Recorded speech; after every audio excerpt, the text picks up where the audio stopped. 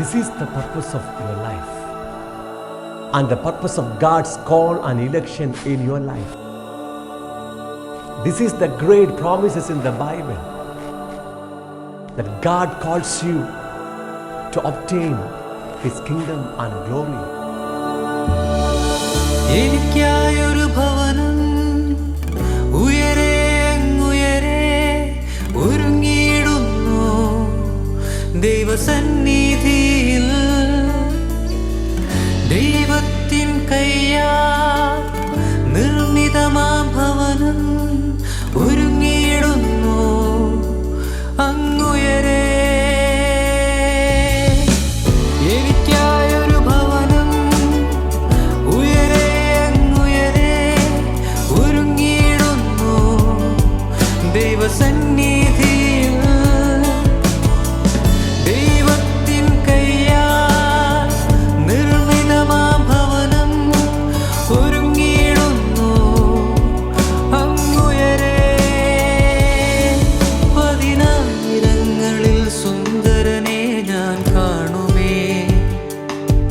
തേജോമയനാമൻ പിതാവിനെ ഞാൻ കാണുമേ.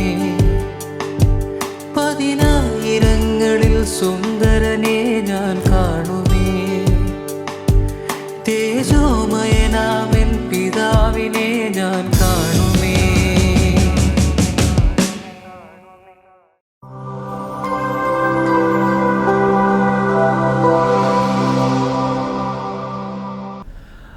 Welcome to Kingdom and Glory of God.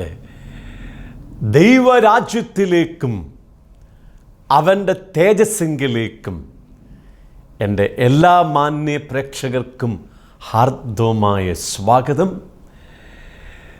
ദൈവം നമ്മെ സൃഷ്ടിച്ചിരിക്കുന്നത് അവൻ്റെ രാജ്യവും തേജസ്സും പ്രാപിക്കുവാൻ വേണ്ടിയാണ്. ദൈവരാജ്യം എന്നാൽ അർത്ഥമെന്താണ്? ദ ഗവൺമെൻറ് ഓഫ് ഗാഡ്, ദൈവത്തിൻ്റെ ഭരണം എന്നർത്ഥം. ദൈവരാജ്യത്തിൻ്റെ വ്യത്യസ്തമായ പ്രത്യക്ഷതകളെക്കുറിച്ച് വിശുദ്ധ വേദപുസ്തകം നമ്മെ പഠിപ്പിക്കുകയാണ്. ഒന്നാമതായി, ദൈവത്തിൻ്റെ രാജ്യം ഒരു വ്യക്തിയിൽ ആരംഭിക്കുന്നു. ഒരുവൻ തൻ്റെ സ്വയത്തിൻ്റെ ഭരണത്തെ നിഷേധിച്ച് യേശുക്രിസ്തുവിൻ്റെ കർത്തൃത്വത്തെ അംഗീകരിച്ച് ദൈവീക ഭരണത്തിങ്കിലേക്ക് മടങ്ങി വരുമ്പോൾ അവൻ ദൈവരാജ്യത്തിലായി, ദൈവരാജ്യം അവനിലുമായി. ഇപ്പോൾ അവൻ തന്നെ ദൈവത്തിൻ്റെ രാജ്യമാണ്. രണ്ടാമതായി, യേശുക്രിസ്തു ഈ ഭൂമിയിലേക്ക് മടങ്ങി വരുമ്പോൾ ഇന്ന് ഭൂമിയിലുള്ള എല്ലാ ഭരണങ്ങൾക്കും അധികാരങ്ങൾക്കും ശക്തികൾക്കും വാഴ്ചകൾക്കും കർത്തൃത്വങ്ങൾക്കും നീക്കം വരുത്തിയിട്ട് രാജ്യം, അതായത് ഭൂമിയുടെ ഭരണം, പിതാവാം ദൈവത്തെ തിരികെ ഏൽപ്പിച്ച് ഈ ഭൂമിയുടെ മുഖച്ഛായ തന്നെ മാറ്റി ഇതിനെ നവീകരിച്ച് 1000 വർഷത്തേക്ക് തൻ്റെ ഭരണം ഭൂമിയിൽ ആരംഭിക്കുമ്പോൾ ദൈവരാജ്യം ആക്ഷരികമായി ഈ ഭൂമിയിൽ പ്രത്യക്ഷമാകും. തൻ്റെ 1000 വർഷത്തെ ഭരണത്തിന് ശേഷം വർത്തമാനകാല ആകാശത്തെയും ഭൂമിയെയും നീക്കം ചെയ്ത് ഒരു പുതിയ ഭൂമിയും ആകാശവും സൃഷ്ടിച്ച് ദൈവം താൻ ശില്പിയായി നിർമ്മിച്ചതും സ്ഥിരവുമായിരിക്കുന്ന പുതിയ ജെറുസലേം എന്ന വിശുദ്ധ നഗരം സ്ഥാപിച്ച് ദൈവവും മനുഷ്യനും ഒരുമിച്ച് വാസമാരംഭിക്കുമ്പോൾ നിത്യരാജ്യം സമ്പൂർണമായി പ്രത്യക്ഷമാകും. ദൈവം നമ്മെ സൃഷ്ടിച്ചിരിക്കുന്നത് അവൻ്റെ തേജസ്സും പ്രാപിക്കുവാൻ വേണ്ടിയാണ്. ദൈവ തേജസ് എന്നാൽ അർത്ഥമെന്താണ്? വിശുദ്ധ വേദപുസ്തക ചരിത്രത്തിൽ ഒരു മനുഷ്യൻ്റെ ഇന്ദ്രിയങ്ങൾക്ക് പ്രാപ്യമായ അളവിൽ ദൈവം തന്നെ വെളിപ്പെടുത്തിയപ്പോൾ ആ ദൈവീക പ്രത്യക്ഷതയ്ക്ക് പറഞ്ഞിരുന്ന പേരാണ് ദൈവ തേജസ്. ദർശനീയവും സ്പർശനീയവും ശ്രവണീയവുമായ ദൈവ സാന്നിധ്യമാണ് ദൈവ തേജസ്. The glory of God means the visible, tangible and the audible presence of God. ദൈവജീവൻ്റെ സമ്പൂർണമായ പ്രകടീകരണമാണ് അവൻ്റെ തേജസ്. ദൈവ തേജസ് എന്ന് പറഞ്ഞാൽ ദൈവം തന്നെയാണ്. ഒരു ദൈവ പൈതലിൻ്റെ യഥാർത്ഥമായ അവകാശവും അനുഗ്രഹവും ഈ ഭൂമിയിലുള്ള യാതൊരു നന്മകളുമല്ല, സ്വർഗത്തിൽ ലഭിക്കുവാനിരിക്കുന്ന സവിശേഷമേറിയ പ്രതിഫലങ്ങളും പുതിയ ജെറുസലേമിൽ പ്രാപിക്കുവാൻ പോകുന്ന മനോഹരമേറിയ പാർപ്പിടങ്ങളും അവൻ്റെ യഥാർത്ഥമായ അവകാശമോ അനുഗ്രഹമോ അല്ല. ഒരു ദൈവ പൈതലിൻ്റെ യഥാർത്ഥമായ അവകാശവും അനുഗ്രഹവും സ്വർഗത്തിലെ പിതാവാം ദൈവമാണ്, അവൻ്റെ തേജസ്സാണ്. വിശുദ്ധ വേദപുസ്തകത്തിലെ മറ്റെല്ലാ ഉപദേശങ്ങളും വെളിപ്പെടുത്തിയിരിക്കുന്നത് ദൈവരാജ്യത്തിൻ്റെയും ദൈവ തേജസ്സിൻ്റെയും വെളിപാടുകളെ അടിസ്ഥാനമാക്കിയാണ്. വീണ്ടും നിങ്ങൾക്കെല്ലാവർക്കും ദൈവരാജ്യത്തിലേക്കും അവൻ്റെ തേജസ്സിങ്കിലേക്കും ഹാർദവമായ സ്വാഗതം. കഴിഞ്ഞ 32 എപ്പിസോഡുകളിലായി നാം പഠിച്ചുകൊണ്ടിരിക്കുന്നത് the importance of the word of God, ദൈവവചനത്തിൻ്റെ പ്രാധാന്യം എന്ന വിഷയത്തെക്കുറിച്ചാണ്. ദൈവവചനത്തിൻ്റെ ഏറ്റവും പ്രധാനപ്പെട്ട ആവശ്യകത തിരിച്ചറിയണമെങ്കിൽ മനുഷ്യവർഗത്തിൻ്റെ ഏറ്റവും അടിസ്ഥാനപരമായ പ്രശ്നങ്ങൾ എന്താണെന്ന് നമുക്ക് വ്യക്തമായ ബോധ്യമുണ്ടായിരിക്കണം. മനുഷ്യൻ ദൈവത്തിൻ്റെ നിയമങ്ങൾ ലംഘിച്ച് അവനെതിരെ പാപം ചെയ്ത് പാപികളായി തീർന്ന് നിത്യമരണത്തിനായി വിധിക്കപ്പെട്ടിരിക്കുകയാണ്.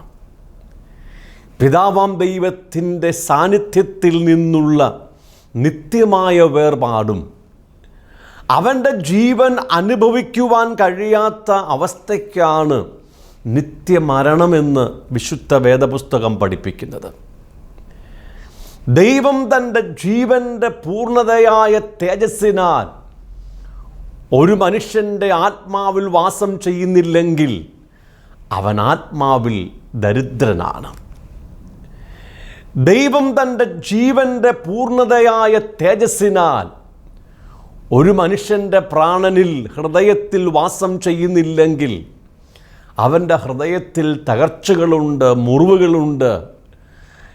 ഭയം, ദുഃഖം, നിരാശ തുടങ്ങിയ എല്ലാ തരത്തിലുമുള്ള നിഷേധാത്മകമായ വികാരങ്ങളാൽ അവൻ്റെ ഹൃദയം നിറഞ്ഞിരിക്കുകയാണ്. ദൈവം തൻ്റെ ജീവൻ്റെ പൂർണ്ണതയായ തേജസ്സിനാൽ ഒരു മനുഷ്യൻ്റെ ശരീരത്തിൽ വാസം ചെയ്തെങ്കിൽ മാത്രമേ അവൻ്റെ ശരീരത്തിൽ സൗഖ്യമുള്ളൂ, ആരോഗ്യമുള്ളൂ.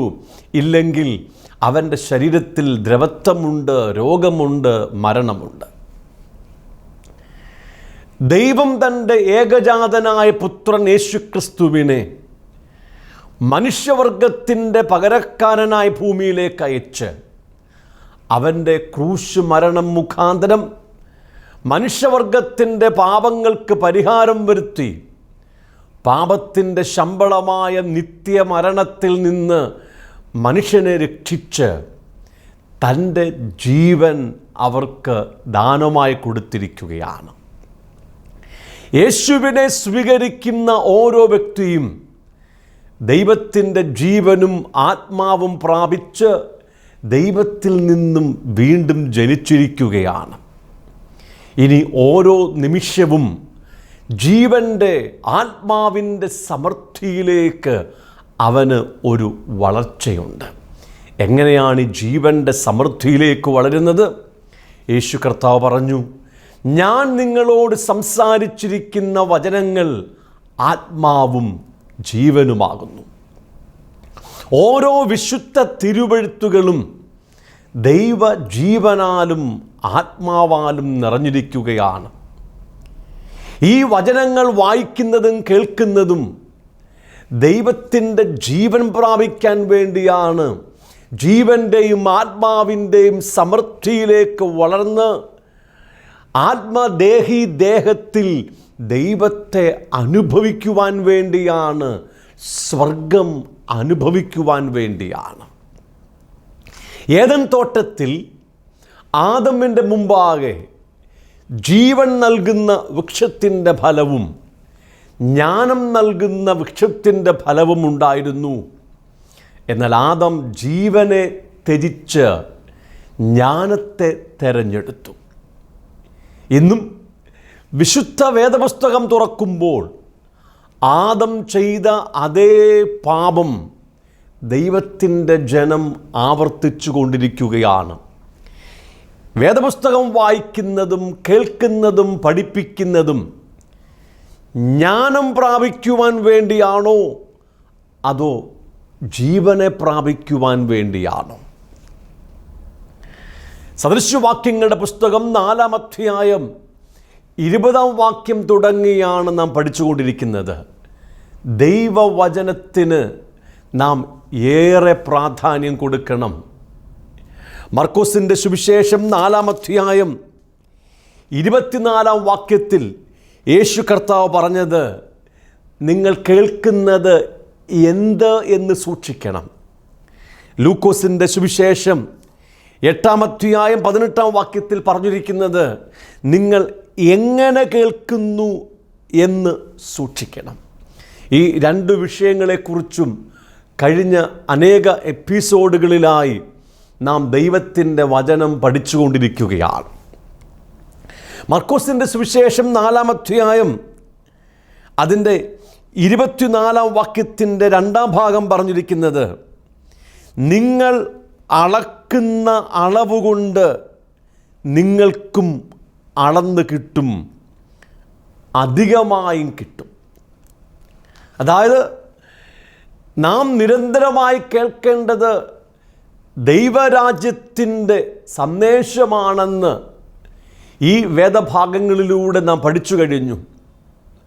നമ്മെ ജീവൻ്റെ സമൃദ്ധിയിലേക്ക്, ആത്മാവിൻ്റെ സമൃദ്ധിയിലേക്ക്, ക്രിസ്തു എന്ന തലയോളം സകലത്തിലും വളർത്തിയെടുക്കുന്ന, തികഞ്ഞ പുരുഷത്വത്തിലേക്ക് വളർത്തിയെടുക്കുന്ന, ക്രിസ്തുവിൻ്റെ സമ്പൂർണതയായ പ്രായത്തിൻ്റെ അളവ് പ്രാപിക്കുവോളം വളർത്തിയെടുക്കുന്ന, ആത്മദേഹി ദേഹത്തിൻ്റെ സമ്പൂർണമായ വിശുദ്ധീകരണം നൽകുന്ന, മനസ്സ് പുതുക്കി രൂപാന്തരപ്പെടുവാൻ സഹായിക്കുന്ന, പാപത്തിൻ്റെ മീതെ, ജഡത്തിൻ്റെ പ്രവൃത്തികളുടെ മീതെ, ലോകമോഹങ്ങളുടെ മീതെ ജയാളികളാക്കി ക്രിസ്തുവിൻ്റെ സ്വരൂപത്തോട് അനുരൂപമായി രൂപാന്തരപ്പെടുത്തിയെടുക്കുന്ന ദൈവവചനങ്ങൾക്ക് ഏറെ പ്രാധാന്യം കൊടുക്കണം.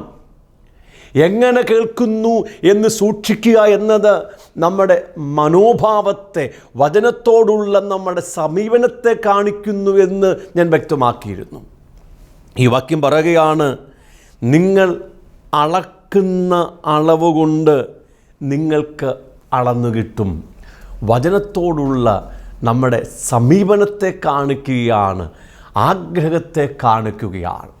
നാം ദൈവവചനത്തിന്, ദൈവരാജ്യത്തിൻ്റെ വചനത്തിന്, ക്രിസ്തുവിലുള്ള വളർച്ചയ്ക്ക് നമ്മെ സഹായിക്കുന്ന വചനത്തിന് എത്രമാത്രം ആഗ്രഹം കൊടുക്കുന്നുവോ, നാം അളക്കുന്ന അളവ് കൊണ്ട് ദൈവം നമുക്ക് തൻ്റെ വചനം അളന്നു തരും, സമൃദ്ധിയായും തരും.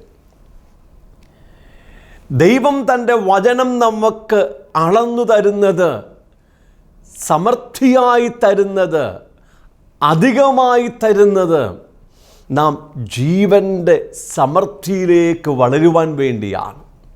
നമ്മുടെ ദൈനംദിന ജീവിതത്തിൽ ദൈവത്തെ അനുഭവിക്കുവാൻ വേണ്ടിയാണ്, സ്വർഗം അനുഭവിക്കുവാൻ വേണ്ടിയാണ്, പരിശുദ്ധാത്മ ഫലം അനുഭവിക്കുവാൻ വേണ്ടിയാണ്. പത്രോസിൻ്റെ 1-ാമത്തെ ലേഖനം 2-ാം അധ്യായത്തിൻ്റെ പ്രാരംഭ വാക്യങ്ങൾ ഞാൻ നിങ്ങളെ വായിച്ചു കേൾപ്പിക്കാം. പത്രോസിൻ്റെ ഒന്നാമത്തെ ലേഖനം 2-ാം അധ്യായം. ആകയാൽ സകല ദുഷ്ടതയും എല്ലാ ചതിവും വ്യാജഭാവവും അസൂയയും എല്ലാ നുണയും നീക്കിക്കളഞ്ഞ് ഇപ്പോൾ ജനിച്ച ശിശുക്കളെപ്പോലെ രക്ഷയ്ക്കായി വളരുവാൻ വചനമെന്ന മായമില്ലാത്ത പാൽ കുടിപ്പാൻ വാഞ്ചിപ്പീൻ. വചനമെന്ന മായമില്ലാത്ത പാൽ കുടിക്കുവാൻ നമുക്ക് ഒരു വാഞ്ചയുണ്ടാകണം. നാം അളക്കുന്ന അളവ് കൊണ്ട് നമ്മുടെ വാഞ്ചയ്ക്കൊത്തവണ്ണം, ആഗ്രഹത്തിനൊത്തവണ്ണം, പ്രാർത്ഥനയ്ക്കൊത്തവണ്ണം ദൈവം തൻ്റെ ജീവൻ്റെ വചനം നമുക്ക് സമൃദ്ധിയായി തരുകയാണ്. നാം പ്രാപിച്ചിരിക്കുന്ന ആത്മരക്ഷയിൽ നമുക്ക് ഓരോ ദിവസവും വളർച്ചയുണ്ട്. ക്രിസ്തു എന്ന തലയോളം നമുക്ക് വളർച്ചയുണ്ട്. ദൈവത്തിൻ്റെ എല്ലാ നിറവോളം നാം ഈ ഭൂമിയിൽ തന്നെ നിറഞ്ഞു വരേണ്ട ആവശ്യമുണ്ട്. അതിന് രക്ഷയ്ക്കായി വളരുവാൻ വചനമെന്ന മായമില്ലാത്ത പാല് കുടിക്കുവാൻ നമുക്കൊരു വാഞ്ച ആവശ്യമാണ്.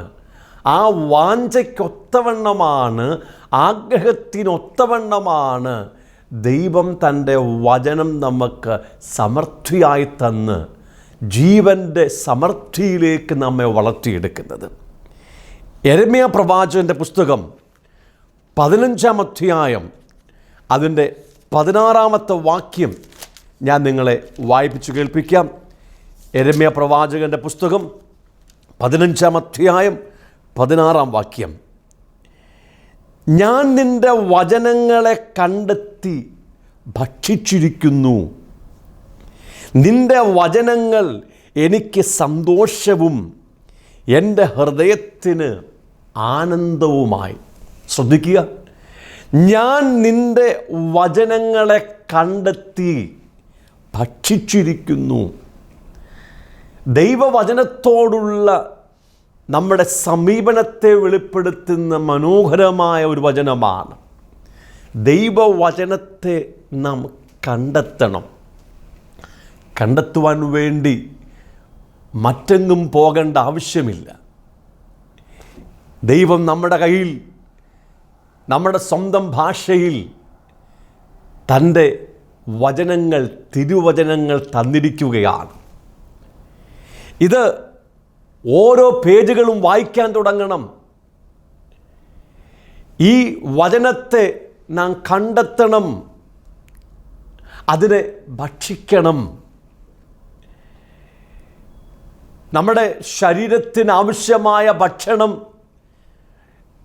ദിവസവും ഏറ്റവും കുറഞ്ഞത് 3 പ്രാവശ്യമെങ്കിലും നാം ഭക്ഷിക്കുന്നത് പോലെ നമ്മുടെ ആത്മാവിൻ്റെ വളർച്ചയ്ക്ക്, രക്ഷയുടെ വളർച്ചയ്ക്ക്,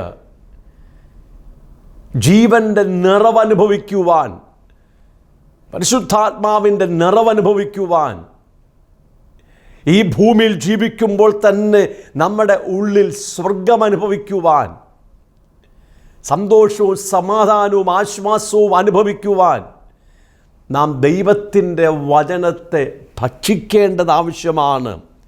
അങ്ങനെ വചനങ്ങൾ ഭക്ഷിക്കുമ്പോൾ ആ വചനങ്ങൾ നമുക്ക് സന്തോഷവും നമ്മുടെ ഹൃദയത്തിന് ആനന്ദവുമായി തീരുകയാണ്. 119-ാം സങ്കീർത്തനം അതിൻ്റെ 103-ാമത്തെ വാക്യം ഞാൻ നിങ്ങളെ വായിച്ചു കേൾപ്പിക്കാം. 119-ാം സങ്കീർത്തനം അതിൻ്റെ 103-ാമത്തെ വാക്യം. തിരുവചനം എൻ്റെ അണ്ണാക്കിന് എത്ര മധുരം, അവ എൻ്റെ വായ്ക്ക് തേനിലും നല്ലത്. നോക്കുക, ദൈവത്തിൻ്റെ വചനം നമ്മുടെ വായിൽ എത്ര മധുരമാണെന്ന് വചനം പറയുന്നു. അത് നമ്മുടെ വായിൽ തേനിലും മാധുര്യമേറിയതാണ്. വചനത്തെ കണ്ടെത്തി ഭക്ഷിക്കുക, വചനമെന്ന മായമില്ലാത്ത പാല് കുടിപ്പാൻ വാഞ്ചിക്കുക. വചനം നമുക്ക് ഏറ്റവും മധുരമായിരിക്കുന്നു, അത് തേനിലും മധുരമായിരിക്കുന്നു, തേനിലും തേൻകട്ടയിലും മധുരമായിരിക്കുന്നു എന്നൊക്കെ പറയുമ്പോൾ അനേകരുടെയും ധാരണ ഇതൊക്കെ വേദപുസ്തകത്തിൽ മാത്രം എഴുതി വച്ചിരിക്കുന്ന കാര്യങ്ങളായിട്ടാണ്. അനേകർക്കും വിശുദ്ധ വേദപുസ്തകം വായിക്കുന്നത് ബോറിംഗ് ആണ്, കേൾക്കുന്നത് അതിലും വളരെ ബോറിംഗ് ആണ്. വായിക്കാൻ തുടങ്ങിയാൽ 3-4 വചനങ്ങൾ വായിച്ചു കഴിയുമ്പോൾ ഉറങ്ങിപ്പോകുകയാണ്. കേൾക്കുവാൻ തുടങ്ങിയാൽ 4-5 മിനിറ്റ് കഴിയുമ്പോൾ ക്ഷീണിച്ചു പോകുകയാണ്, അശ്രദ്ധരായിത്തീരുകയാണ്. വചനം അവർക്ക് ബോറടി കൊണ്ടുവരികയാണ്. എന്താ കാരണം? വചനം വായിക്കുന്നതും കേൾക്കുന്നതും കേവലം ജ്ഞാനത്തിനു വേണ്ടിയല്ല, പിന്നെയോ വചനത്തിനകത്തിരിക്കുന്ന ജീവനെയും ആത്മാവിനെയും പ്രാപിക്കുവാൻ വേണ്ടിയാണ്. വിശുദ്ധ തിരുവെഴുത്തുകളിൽ ദൈവജീവൻ, ദൈവാത്മാവ് നിറഞ്ഞിരിക്കുകയാണ്. ആ വചനം ഒരുവൻ വായിക്കുകയും കേൾക്കുകയും ചെയ്യുമ്പോൾ പരിശുദ്ധാത്മാവ് അവൻ്റെ ബുദ്ധിയെ തുറന്നുകൊടുത്ത് ജ്ഞാനത്തിൻ്റെയും വെളിപാടിൻ്റെയും ആത്മാവിനാൽ അവൻ്റെ ഹൃദയത്തിൻ്റെ കണ്ണുകളെ പ്രകാശിപ്പിച്ച് വചനം അവന് വെളിപ്പെടുത്തി കൊടുത്തു കഴിയുമ്പോൾ, വചനം അവൻ്റെ ഹൃദയത്തിലേക്ക് ഇറങ്ങി വരുമ്പോൾ ആ വചനത്തിനകത്തിരിക്കുന്ന ജീവനും ആത്മാവും അവനിൽ സ്വതന്ത്രമാകുകയും, അല്ലെങ്കിൽ വചനം ജീവനായി തീരുകയും വചനം ആത്മാവായി തീരുകയും ചെയ്യുമ്പോൾ അവൻ വചനത്തിൽ നിന്നും ദൈവത്തെ അനുഭവിക്കുവാൻ തുടങ്ങും. അവൻ്റെ ആത്മാവിൽ സമൃദ്ധിയുണ്ടാകാൻ തുടങ്ങും. അവൻ്റെ ദേഹിയിൽ സന്തോഷവും സമാധാനവും ആശ്വാസവും ആനന്ദവും അവൻ്റെ ഹൃദയത്തിൽ നിറയുവാൻ തുടങ്ങും. അപ്പോഴാണ് അവൻ ഈ വചനത്തിന് തേനിനെക്കാട്ടിലും തേൻകട്ടയെക്കാട്ടിലും മാധുര്യം ഉള്ളതായി തീരുന്നത്. വചനം ജീവനായി തീരുമ്പോഴാണ് ഇത് വീണ്ടും വീണ്ടും ആർത്തിയോടുകൂടി ഭക്ഷിക്കുവാൻ തുടങ്ങുന്നത്. വചനമെന്ന മായമില്ലാത്ത പാല് കുടിക്കുവാൻ അവൻ്റെ അകത്ത് അധികം വാഞ്ചയുണ്ടാകുന്നത് വചനം അവൻ്റെ അകത്ത് ജീവനായി ആത്മാവായി തീരുമ്പോഴാണ്. കർത്താവ് പറയുകയാണ്, നിങ്ങൾ അളക്കുന്ന അളവ് കൊണ്ട് നിങ്ങൾക്ക് അളന്നു തരും, അധികമായും തരും, സമൃദ്ധിയായും തരും.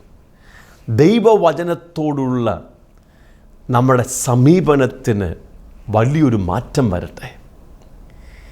ഞാൻ നിങ്ങളോട് ഈ വചനം സംസാരിക്കുന്നത് കേവലം ജ്ഞാനം പ്രാപിക്കാൻ വേണ്ടിയല്ല, മറിച്ച് ദൈവത്തെ പ്രാപിക്കാൻ വേണ്ടിയാണ്, യേശുവിനെ പ്രാപിക്കുവാൻ വേണ്ടിയാണ്.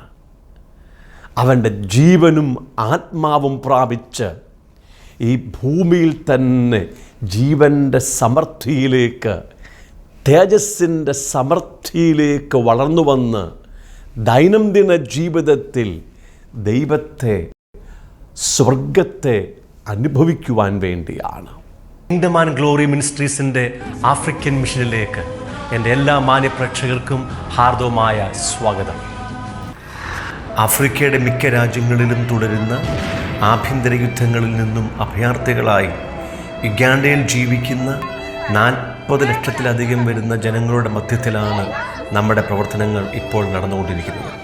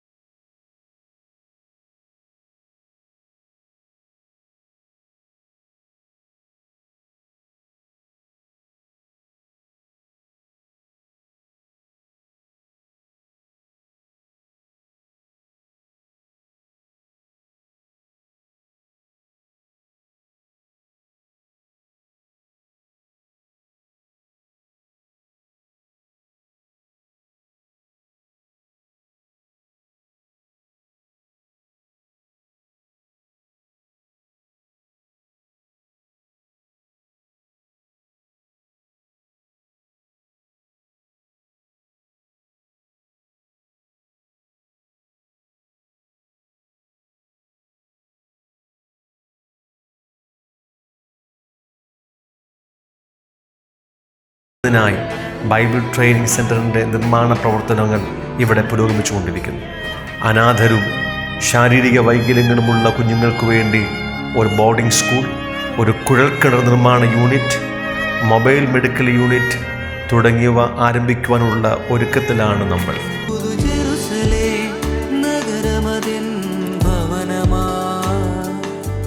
നിൻ തേജസ്സിൻ പൂർണ്ണതയെന്നവകാശമാ പുതു ജെറുസലേം